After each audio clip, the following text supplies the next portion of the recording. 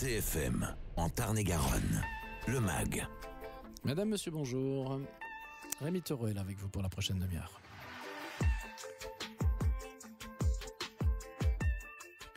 Enfin, aujourd'hui, je laisse la place à Maxime, stagiaire en journalisme pendant 4 mois à CFM Radio, qui nous propose un reportage sur la journée Arbre, notre ami, de l'association Le Pont des Savoirs.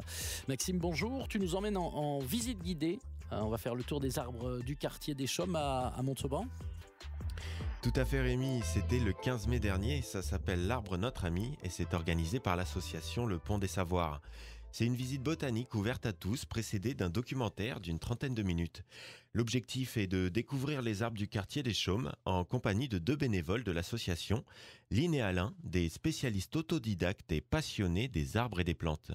On y apprend comment différencier les arbres, comment déterminer leur âge ou encore comment savoir ce qui est comestible ou ce qui ne l'est pas. C'est aussi l'occasion d'être sensibilisé à leur préservation face au changement climatique. On y découvre notamment une essence d'arbre très rare en France, le séquoia. La balade dans le quartier commence et se termine au centre social La Comète. Avant cela, il y a un épisode de l'émission C'est toujours pas sorcier qui est projeté. C'est la version rajeunie de l'émission iconique C'est pas sorcier.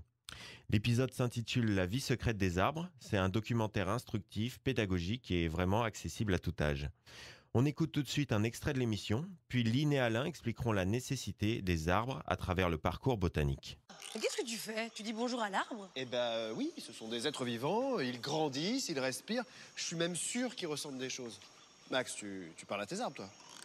Non, enfin, je suis reconnaissant de porter la cabane, quoi. Mais t'as raison, en fait, c'est des êtres vivants. Et on pense même qu'ils communiqueraient entre eux. Pourquoi on leur dirait pas bonjour après tout? Mais c'est vrai ça.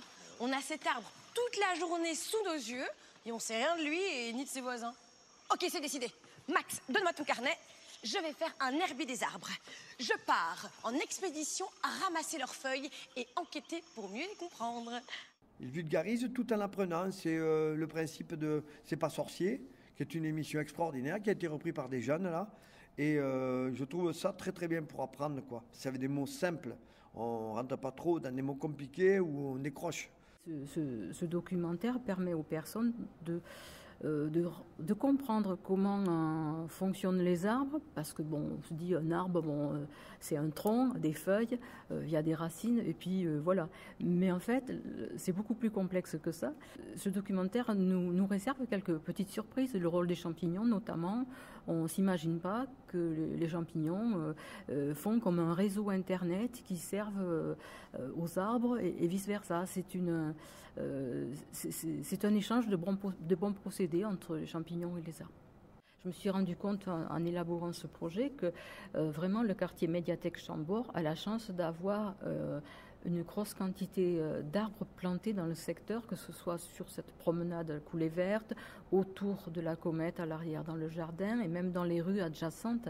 Mais encore faut-il que les Montalbanais, que les habitants s'arrêtent, observent, lèvent les yeux et veuillent bien avoir un regard différent sur l'arbre, parce que souvent on se promène, on a tendance à plutôt regarder le sol qu'à regarder en l'air, et justement c'est presque ce qu'il faudrait faire, marcher moins vite et observer les arbres, et surtout ne pas avoir des actes néfastes envers les arbres, que les enfants ne s'amusent pas à couper des branches ou à verser, même les adultes, n'importe quelque chose quoi, qui puisse nuire au devenir de cet arbre. Salut toi! Salut toi, ça va ce matin? Oh là. Psst, et eux? Quoi? Je sais pas, vous dites pas bonjour aux autres arbres? Ils vont être jaloux. Mais c'est vrai. Ah oui, c'est vrai. Salut le marronnier! Salut le hêtre! Coucou le chêne! Hey boulot, bonjour! Guten Tag le peuplier! Hey l'érable, bonjour. Hello le saule! Tilleul. Oui. Orme. Oh, ça va être long de faire ça tous les matins. Mais il n'y a rien de plus important que de bonnes relations de voisinage. les arbres décarbonent l'air et d'ailleurs c'est comme ça que j'ai eu l'idée de fabriquer des t-shirts avec des messages. Nous avons sélectionné donc 15 arbres sur l'itinéraire et sur un t-shirt, ça va être exactement ce qu'on appelle un débardeur ou un marcel.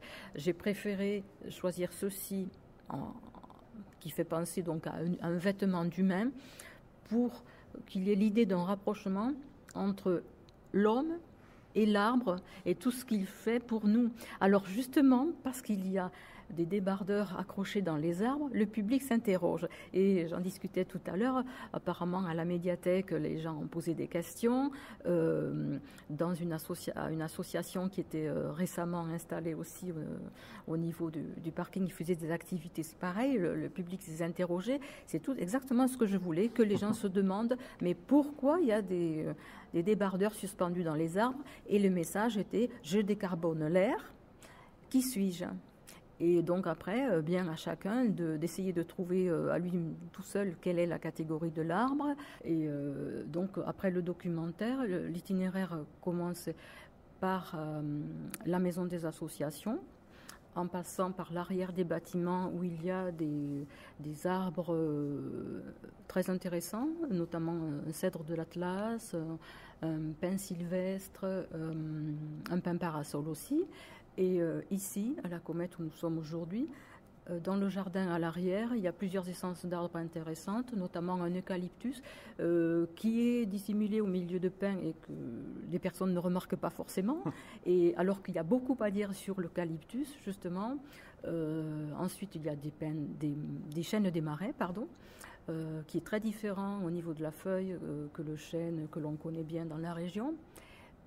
Puis nous contournons la Comète et ensuite on a devant nous des micocouliers dans le jardin de la Comète. Puis un petit peu plus loin, il y a des différentes variétés d'érables et on arrive au ruisseau Lagarigue, où là, dans le ruisseau, il y a des bambous. À partir du petit pont devant la Comète, nous continuons par le ruisseau qui est canalisé, où il y a sur la droite donc, de ce petit pont un sentier arboré. Et là, nous avons sélectionné, en fait, sur l'ensemble du parcours, une quinzaine d'essences d'arbres différentes qui font le commentaire du jour. Après, nous rejoignons la médiathèque Chambord, où là, il y a des essences d'arbres vraiment remarquables. Nous avons la chance, nous sommes une des 4-5 villes de France où il y a des séquoias, et retour par l'arrière, et en passant par l'école Lapierre, qui a la grande chance de posséder un magnifique cèdre de l'Atlas dans la cour de l'école. Donc ça vaut vraiment la peine d'aller jusque dans l'école parce qu'il a en plus une forme vraiment très belle. La visite débute à 14h45 avec un peu de retard. À cause de la pluie menaçante, seulement 8 personnes étaient présentes, mais dans la joie et la bonne humeur. Bon, mais les gens du quartier, ils ont porté les faux maintenant entre nous, mais bon, de toute façon, on s'entend bien, non? Oui. Alors on y va. Allez. L'essentiel, c'est d'être motivé. Ils n'ont pas que ça à faire, ils regardent la télé, vous comprenez? Alors, vous avez le choix. Ça peut être soit le chêne rouge d'Amérique, soit le chêne des marais. Et là, on est face au chêne des marais. Le chêne des marais? Ah oui, c'est marqué dessus. Mais oui. Le t-shirt a poussé en même temps que le chêne. Sur un côté, je décarbone l'air. Et de l'autre côté, qui suis-je avec le nom de l'arbre. C'est un chêne, ça? Oui. Comment on fait pour reconnaître, pour différencier les arbres les uns des autres? Alors ça, il faut un petit peu de pratique. Alors moi, j'utilise beaucoup les applications, comme l'application connue PlanteNet. On peut la citer parce que c'est une application bénévole, donc elle n'est pas professionnelle. Donc, mais par contre, on peut faire des erreurs. Donc il faut croiser les informations. Je prends une photo, PlanteNet me propose des solutions possibles. Et dans ces solutions, je commence à creuser les descriptions en allant sur Wikipédia, en allant sur Tela Botanica. Et je prends toujours au moins 3 sources pour être sûr de mon résultat, parce que j'ai pas envie de m'empoisonner. Souvent, j'ai envie de le manger, donc forcément. Donc, du coup, je croise 3 sources. C'est comme ça qu'il faut faire. Et quand on a les 3 sources, après, en principe, on a une bonne certitude. Une fois qu'on a compris comment ça marche, après, on sait retrouver sa route, et plus ça va, et moins je perds de temps à réfléchir, quoi. Il y a L'avantage aussi, c'est que dans les arbres, il y a des familles. Donc, des familles d'arbres qui ont des spécificités qui se reconnaissent de suite. Dans les familles, il y a les genres, et dans les genres, il y a les espèces. Et dans les espèces, il y a les sous-espèces. Voilà. Et il n'y a pas un seul chêne. Il y en a plusieurs. Regardez, oui, c'est un chêne, ouais. Il s'agit du chêne des marais. Ça s'appelle comme ça, c'est parti de la famille des Quercus. Quercus, Quercy, ça vous parle ou pas? Voilà, vous comprenez même le mot Quercy d'où il vient? Non. Quercus, c'est la racine latine de tous les chênes. Voilà. Et les feuilles, l'hiver, qu'est-ce qu'elles font? Elles tombent. Eh bien, oui et non. Certaines restent sur l'arbre. On dit que c'est un arbre qui fait des feuilles caduques et des feuilles marcescentes. C'est-à-dire des feuilles qui meurent mais qui restent sur l'arbre pour le protéger des intempéries. Et pour permettre justement de laisser le sol chaud, pour protéger aussi les racines. Ainsi, c'est pour cela qu'il y a des feuilles qui tombent un peu plus tard. Ils gardent des réserves, quoi, en fait, en gros c'est ça. Donc, et caduques et marcescentes, c'est bon à savoir. Hein, la plupart des chênes ont une écorce beaucoup plus crevassée. Le chêne des marais est une exception. Voilà. Tous les chênes font des glands. En fait, les glands, ils sont comestibles ou pas? Oui. Les glands? Oui. Ils le sont, mais ça le goût. Hein. Voilà, on a démarré par le chêne des marais. Comment on fait pour connaître l'âge d'un arbre? Alors, nous ne sommes pas des scientifiques. Disons que les personnes qui sont des spécialistes, des ingénieurs forestiers, eux ont émis des datations à partir des cernes des arbres. Alors bien sûr, des arbres morts, des arbres qui ont été abattus parce qu'ils étaient en mauvais état, par exemple, et avec le nombre de cernes, on dit bien un cerne et pas une cerne, le nombre de cernes permet de déterminer l'âge de l'arbre. À partir de là, ils ont une échelle et en mesurant la circonférence d'un arbre, on sait l'estimer à quelques années près. Tu y penses. Et maintenant, on va voir les cernes. Les cernes. Ah oui, ouais. 33, 34, 35, 36, 37, 38, à quel âge, Dana? 39, 40, 41, Dana, elle est là, Dana! 41, 42, 43, faites le contraire. 44, 45, 46, 47, 48, 49, 50, 51, 52, 53, 54, 57, 56, 57, 58, 59, 60, 61, et puis on va dire 62 ans. 62 ans, il a! Quand même, hein? Finalement, il est plus vieux que moi. Et avec le champignon! Ah oui. Ah ben de toute façon, là il est en train de mourir par déduction, ouais, effectivement. Ben oui, quand ils font du rouge comme ça. Bon, après, dans la vidéo, dans la vidéo, oui. Ils disent que les arbres, des autres arbres, il faut aussi qu'il y ait une quantité suffisante d'arbres pour aider. Déjà, lui, je pense que lui et lui, c'est le même, quoi. Vous avez vu donc, à mon avis, phénomène, lui, oui. il va arrêter d'alimenter, il préfère alimenter le reste. Ah oui. Est-ce que vous cuisinez directement des choses des arbres? Alors ça, je peux l'enseigner, mais hélas, les gens sont trop dans le carcan des supermarchés et sont incapables justement de comprendre qu'on n'a pas besoin des supermarchés pour manger, que la nature nous donne tout ce dont on a besoin. Après, faire comprendre ça aux gens, c'est un peu difficile. Voilà, ils sont vraiment tous conditionnés. C'est un fait. Tant pis. C'est dommage. Oui, c'est dommage, mais c'est comme ça. Il y a beaucoup à apprendre. Après, on a aussi perdu le goût de l'amertume. Tout est amer dans la nature. Allez, à 80%, c'est amer. Parce qu'on a tout été élevé dans le sucre. On prend déjà du sucre, ne serait-ce que par le biais du lait. Et après, rapidement, on vous donne des yaourts, des ci, des là, tout est sucré. Et cet excès de sucre nous fait perdre le goût de l'amertume, qui est normalement un goût naturel que nous devrions tous avoir, à l'état sauvage. Et c'est quoi votre arbre le plus surprenant, le plus remarquable sur le parcours de 100%, je dirais le séquoia. Ah oui. C'est vraiment impressionnant, parce que c'est un arbre qui n'est pas du tout de chez nous. On le touche, le tronc, il est mou. C'est étrange comme arbre, quoi. Vraiment, c'est le plus exotique qu'on puisse avoir dans les coins, quoi. Et voilà, quand on le voit, en plus, il est énorme, c'est le plus grand de tous. Et pourtant, c'est un bébé. C'est un bébé parce qu'il est censé vivre 5000 ans, alors qu'il n'a même pas une centaine d'années. C'est un petit bébé, mais c'est le plus grand de tous. Et il est où On va aller voir, il sera près du centre culturel, là-bas. L'intérêt aussi de cet arbre, c'est qu'il capte très bien le carbone. Donc l'avantage, c'est qu'il dépollue l'air, qui fait qu'on est en ville, c'est génial. C'est-à-dire que chaque fois qu'une voiture pollue, c'est pas un problème, puisque de toute façon, la carbonisation est récupérée par les arbres et transformée en oxygène. Bonne nouvelle. Donc plus il y a de carbone dans l'air, mieux c'est dans le fond, puisqu'on aura encore plus d'oxygène.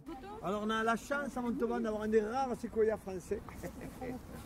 Alors celui-là c'est un séquoia géant. Voilà. La particularité, regardez bien, ça ressemble un petit peu au cyprès. Du type de feuilles, hein. Donc un peu comme un cyprès. C'est aussi un bon critère de détermination. La particularité, c'est qu'il monte de façon pyramidale, ça, il monte comme ça, et à un moment donné, il va finir par devenir ovale.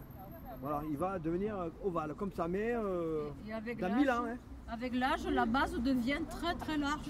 Et c'est de là qu'on reconnaît facilement donc, la forme du séquoia, qui est vraiment très large à la base et qui monte très haut dans le ciel. Et lui, c'est un bébé. Hein. Ça vit 5000 ans. Il a que 35 ans. Mais il est un peu malade pour avoir perdu tant de... Il n'est peut-être pas de son élément non plus, quoi. Hein. Voilà. Donc, forcément, Ce sont des arbres de Californie. On l'a aussi pas en ratiboisé, ça aide pas. Hein. Forcément, parce que c'est vrai que les branches gênent, il les coupe au fur et à mesure, mais lui, il n'est pas trop à sa place. Disons que normalement, je pense qu'il aurait fallu un espace important sans avoir des voisins aussi près. Il fallait qu'il soit tout seul, tout simplement. On l'aurait planté là au milieu tout seul, ça aurait été très bien. Voilà.